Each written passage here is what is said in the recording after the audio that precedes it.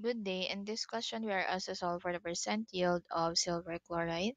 So from the given balance equation, which is 2HCl plus silver sulfate, that will yield to 2 silver chloride and H2 SO4.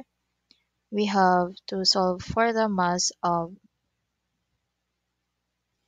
the reactants here first, or moles of each reactant rather. So mole of HCl is equals to 14.1 grams divided by 30, 6.45 grams per mole.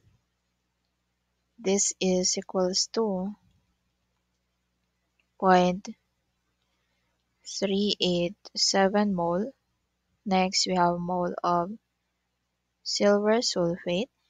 This is equals to from 14.1